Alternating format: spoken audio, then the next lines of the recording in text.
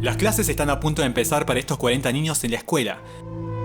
Como cada semana, la profesora comienza a registrar los bolsillos de todos, pero esta vez la maestra encuentra algo en una pequeña niña. 5 granos de arroz. La maestra se enoja y le ordena a la niña que pase al frente. Ella tiene que arrodillarse en el suelo de hormigón, y con un palo de madera, ella la golpea en la cabeza. Una, y otra, y otra, y otra vez. Sus compañeros de clase observan en silencio. La paliza continúa hasta que la niña se desploma. Luego sus compañeros la llevan a su casa. Esa misma noche la niña muere. La niña y los otros 39 niños están reclusos en uno de los campos de prisioneros más letales de Corea del Norte, el campo 14. Comparado con los campos de exterminio nazis y con el Gulag soviético, ya sabes, son muy parecidos y a su manera también son diferentes. Estos centros de detención están escondidos en las montañas de Killan, un lugar donde las personas son encarceladas por los crímenes de sus padres. Una vez que terminas aquí, lo más probable es que aquí mueras. Este es verdaderamente un espacio que está fuera de la humanidad. Solo te diré eso. Los presos son obligados a trabajar en condiciones inhumanas. El más mínimo error puede costarles la vida. Escapar aquí es casi imposible. Solo un puñado logran salir arriesgándolo todo en rutas mortales. En Corea del Norte hay varios de estos campos de exterminio y el régimen los ha mantenido en secreto durante décadas. Pero a través del trabajo incansable de organizaciones de derechos humanos, imágenes satelitales e informes de sobrevivientes podemos tener una visión de estas instalaciones. ¿Por qué envían gente al campo 14? ¿Cómo es la vida cotidiana dentro de sus muros? ¿A qué horrores se enfrentan los reclusos? ¿Y cómo la gente logra escapar? Esta es la historia del campo de prisioneros más horrible de Corea del Norte. Esta historia está basada en el libro Escape del campo 14, que cuenta la historia de un ex prisionero del campo 14. Jin Dong-hyuk es solo un niño cuando presencia cómo castigan a la niña por tener comida en el bolsillo. Jin no tiene duda que se lo merecía. Después de todo, ella robó comida y en el campo 14 robar significa la muerte. Él no lo cuestiona, él no sabe nada más. Las reglas del campamento son su realidad. Jin nació en el campamento 14, pero sus padres no se enamoraron. Los guardias de la prisión los asignaron entre sí. La intimidad entre hombres y mujeres está estrictamente prohibida. Si una mujer queda embarazada sin permiso, tanto ella como el bebé son fusilados. En el campamento 14 solo hay una manera de tener hijos: la promoción. Los que trabajan duro y, más importante, delatan a otros, se les puede conceder un matrimonio como recompensa. Así es como Jin Dong-hyuk y su hermano mayor Jin Hee-gun llegan al mundo, pero al no crecer como una verdadera familia, su madre nunca habla del pasado. Jin no tiene idea de por qué sus padres fueron encarcelados y de todos modos no importaría. Todo es cuestión de sospecha. Ya sabes, no tienes que ser un personaje antirrégimen. Pero si eres sospechoso de ser antirrégimen o ser un malhechor, un mal pensado, de haber estado involucrado en malas asociaciones, te enviarán al campo. Este es Greg Skalatoy, es presidente y director ejecutivo del Comité de Derechos Humanos en Corea del Norte. Durante años, Greg y su equipo han estado investigando abusos de derechos humanos en estos campos. Y como muchos otros, lo más probable es que Jin permanezca en el campo 14 por el resto de su vida, aunque nunca cometió ningún delito. Esta es la casa en la que viven Jin y su madre. Junto con el ascenso de su madre, llegó una vivienda ligeramente mejor. Lo comparten con otras 3 familias y duermen en el suelo. Hay una sola bombilla en la cocina.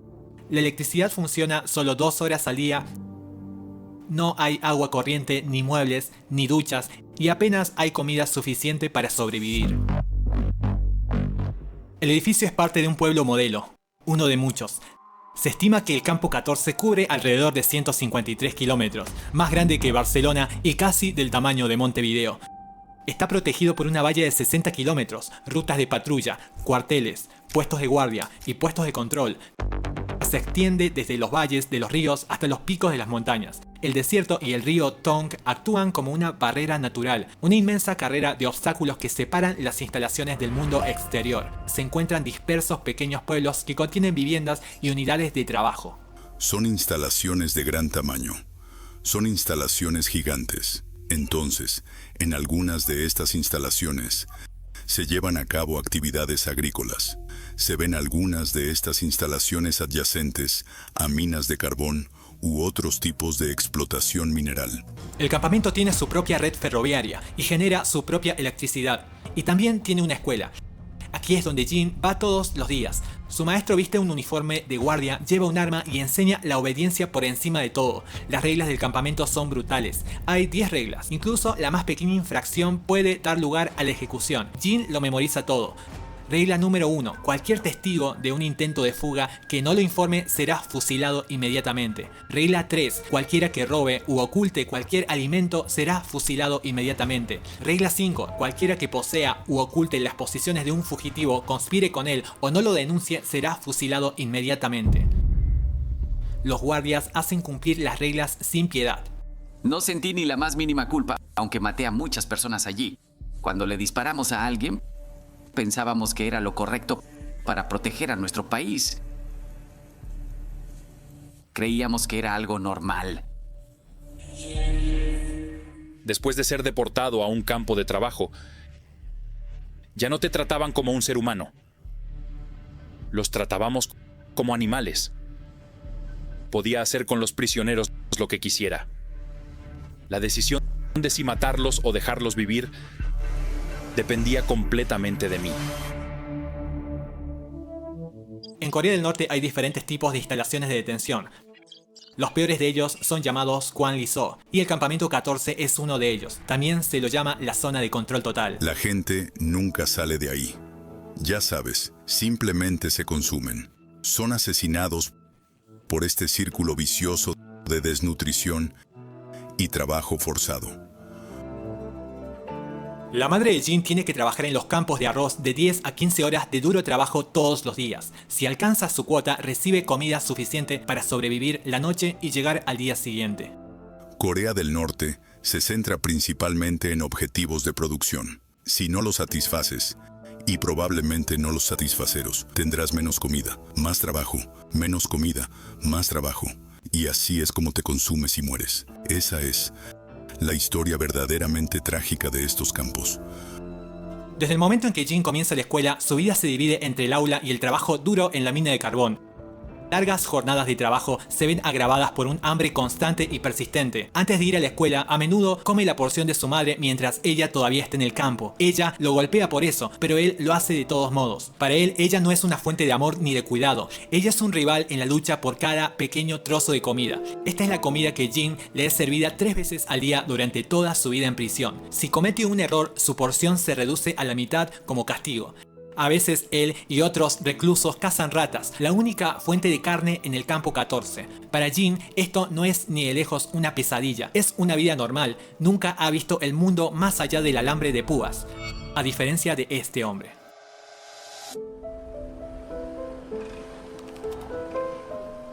Kim Jong, al que llamaremos Kim, tiene alrededor de 40 años cuando lo llevaron al campamento 14. Conoce muy bien el mundo exterior, era un oficial militar de alto rango y vicepresidente de una empresa estatal. En su vida anterior disfrutaba de la cultura, de un chofer y de todos los beneficios de ser un empleado del gobierno, pero ahora se ve obligado a trabajar en las minas de carbón. Kim no violó ninguna ley para llegar aquí, sus padres lo hicieron. En Corea del Norte, esta forma de castigo colectivo se llama Junji, culpa por asociación. Hasta 3 generaciones pueden ser castigadas por delitos cometidos por miembros de la familia. Cuando Kim era un niño, su padre y su hermano fueron acusados de espiar para Estados Unidos. Después de eso, Kim fue llevado a un orfanato con un nuevo nombre. Pasaron más de 40 años hasta que alguien descubrió su verdadera herencia. Ni siquiera el propio Kim estaba al tanto de los supuestos crímenes que cometió su familia. No existe absolutamente ningún proceso judicial. Esto es un castigo extrajudicial. Simplemente te llevarán en medio de la noche junto con los miembros de tu familia. Simplemente desapareces. Así es como funciona. Nunca hacíamos arrestos durante el día. Siempre era de noche, en secreto, sin que los vecinos se dieran cuenta. Si una familia entera era llevada a un campo de prisioneros políticos, los miembros de la familia no tenían idea de por qué los habían enviado al campo de prisión. El miedo es la herramienta más poderosa que tienen los guardias de la prisión. Durante el tiempo que Kim permanece en el campo 14, un total de 25 reclusos son ejecutados. Un día, él es testigo de cómo matan a un compañero de prisión por recoger nueces caídas de un árbol. Kim pasa la mayor parte de sus días bajo tierra. Horas y horas de trabajo interminable sin luz del sol y sin piedad. Kim batalla. Nunca antes se había enfrentado a un trabajo como este. Los errores son inevitables y cada uno de ellos recibe el castigo de un guardia que nunca se separa de su lado. Un día un guardia golpea a Kim con la culata de su arma hasta que cae inconsciente. Durante los siguientes 2 días solo recibe la mitad de sus comidas. Después de más de 2 meses viviendo así en el campamento 14, Kim decide acabar con todo. Después de un largo día de trabajo entra en el ascensor de un pozo minero. La jaula metálica asciende hasta alcanzar una altura de 600 metros. Tira del pasador de seguridad y el ascensor cae. Pero Kim sobrevive y el círculo vicioso continúa. Por otro lado, cuando Jin tiene 7 años, los límites del campamento cambian. Su aldea está integrada con el campamento vecino número 18. Se dice que es un poco menos brutal que el campo 14, pero para Jin la vida prácticamente no cambia. Jin tiene 15 años y se mudó de la casa de su madre, ahora vive con su padre. Un día, un profesor permite que Jin pase la noche en la casa de su madre como recompensa por su buen comportamiento. Cuando él llega, otro invitado le espera. Es su hermano, Jin Hee-gun. Su hermano de 21 años trabaja en la fábrica de cementos a un par de millas de distancia y a Jin, su hermano, no le cae nada bien. En la mitad de la noche, Jin se despierta de su sueño. Oye voces desde la cocina. Su hermano está hablando de escapar y su madre parece apoyarlo. El primer instinto de Jin, él tiene que informar esto. Va a un dormitorio cercano y despierta a un amigo para pedirle consejo. El amigo insta a Jin a que se lo diga a los guardias. Acuden al guardia nocturno de la escuela y le informan el plan de fuga. También firma una declaración falsa afirmando que vio a su madre y a su hermano cometer un asesinato. Esta prueba conduce en última instancia a una orden de ejecución.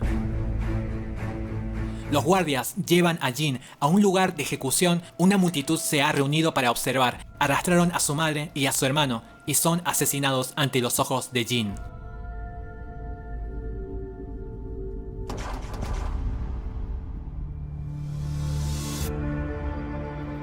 Por otro lado, Kim, luego de su accidente, es transferido al campo 18. Para él, este lugar se siente como el paraíso. Las condiciones laborales son ligeramente mejores y para su sorpresa se reencuentra con su madre de 70 años que también está prisionera aquí.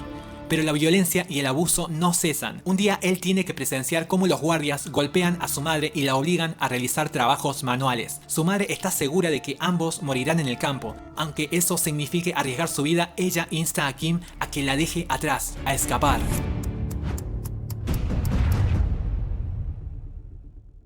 Pero escapar de un campo de exterminio en Corea del Norte es casi imposible. Ya sabes, todas estas son instalaciones altamente protegidas. Hablamos de muros, de alambres de púas, guardias armados y líneas de fuego militar armado.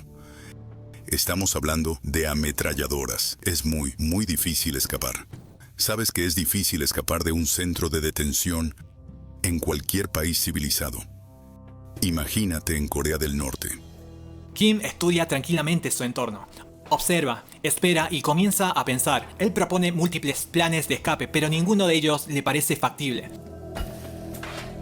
Otro día duro de trabajo, los prisioneros están cargando carbón en un tren. De repente ven algo. Granos esparcidos de arroz en el fondo de un vagón de tren que debe haber transportado alimentos antes. La escena estalla en caos. Los prisioneros lo dejan todo buscando desesperadamente el más mínimo grano de comida. Los guardias empiezan a gritar pero nadie escucha.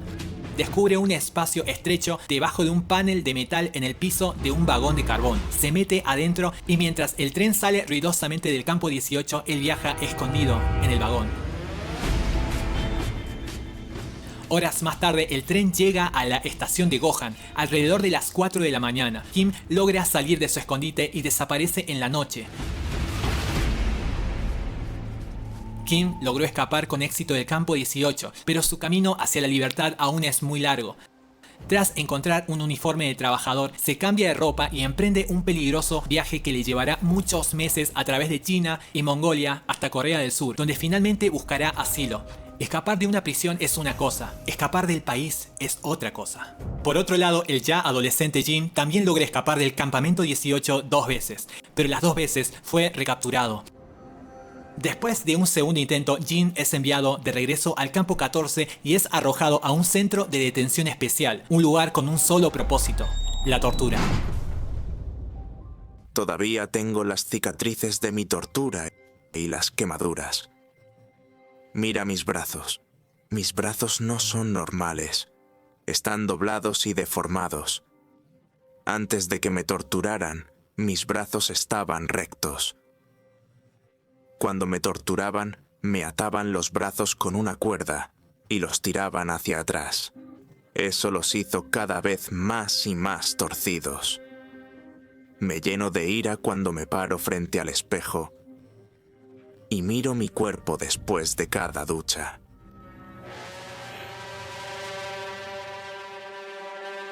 Después de 4 semanas de tortura, lo arrojan a una celda completamente oscura, sin ventanas y apenas espacio suficiente para tumbarse. Allí pasará los próximos 6 meses. Después de su liberación, Jim es devuelto a la población penitenciaria general. Tiene que trabajar en la mina de carbón, en los campos agrícolas y finalmente en una fábrica de ropa. Aquí es donde conoce a Park Hyung-chu, un hombre diferente nacido en una familia de élite. Park ocupó un puesto prestigioso y conoció el mundo más allá de las fronteras de Corea del Norte.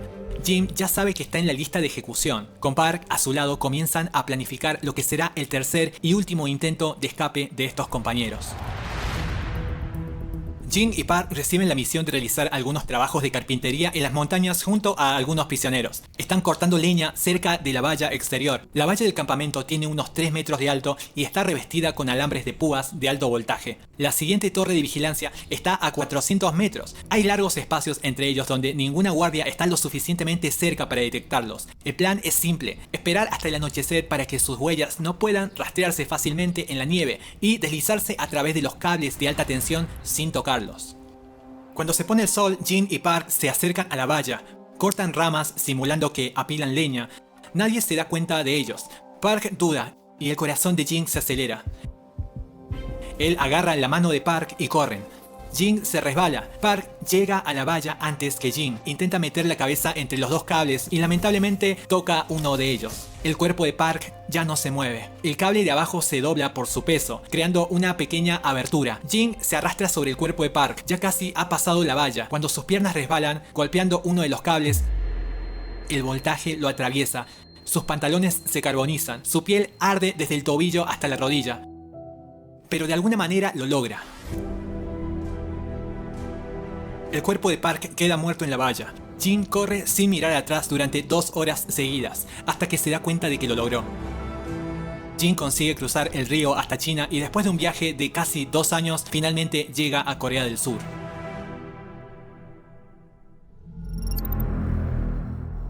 Estos son los campos de prisioneros que probablemente estén activos en Corea del Norte hoy en día. Y según Greg Escalatou, los campamentos están cambiando y no para mejor. Se dice que los campos cercanos a la frontera han sido trasladados más al interior, lo que probablemente dificultará aún más la huida. Nuevos perímetros internos para aislar a los presos de alto valor. Un tercer avance en términos de evolución y desarrollo de la infraestructura ha sido la creación de torres de vigilancia y lo que parecen ser líneas de fuego que se cruzan alrededor de los campos. Eso significaría, básicamente, exterminar a aquellos que intenten escapar de esos campos. Y en algunos campamentos la evidencia es aún más escasa. Hay un campo del que sabemos muy poco, y es el campo 16, el 16, que está muy cerca de las instalaciones de pruebas nucleares de Punggye-ri. Y he hablado con los científicos nucleares de Corea del Sur, quienes dijeron: mira, no creemos que se utilicen prisioneros para cavar esos túneles para las pruebas nucleares, pero es muy probable que sean usados y maltratados mientras limpian los restos después de esas pruebas nucleares.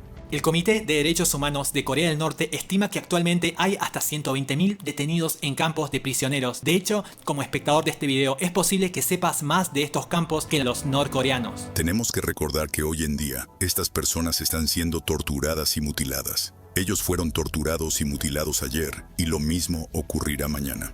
Así que, creo que es una cuestión de obligación moral, ética, religiosa y política, seguir manteniendo nuestro interés en estos temas. Este es Jin hoy. Poco a poco se adaptó a la vida en sociedad y se convirtió en orador público y defensor de los derechos humanos en Corea del Norte. En 2015, Jin Dong-hyuk se retractó de partes de su historia y admitió haber cambiado ciertos detalles claves en su libro Escape del Campo 14. Según Jin, algunos recuerdos eran simplemente demasiado dolorosos y otros demasiado vergonzosos para compartirlos en ese momento. Esta es una reacción común de las víctimas de tortura que a menudo lo afrontan suprimiendo o distorsionando sus relatos de lo que ocurrió. Greg Scarlatoy y los demás creen que los cambios de Jin no alteran la verdad fundamental de lo sucedido. ¿Era Shin Dong-hyuk un prisionero político? Sí, 100%. Pasó tiempo en el campamento 14 y en el campamento 18, justo al otro lado del río. ¿Fue testigo de la ejecución de su madre y su hermano? Sí, lo hizo. Entonces, los elementos fundamentales de la historia de Shin Dong-hyuk no cambiaron. Jin lleva cicatrices físicas y psicológicas que dejan pocas dudas sobre el abuso y la tortura que sufrió.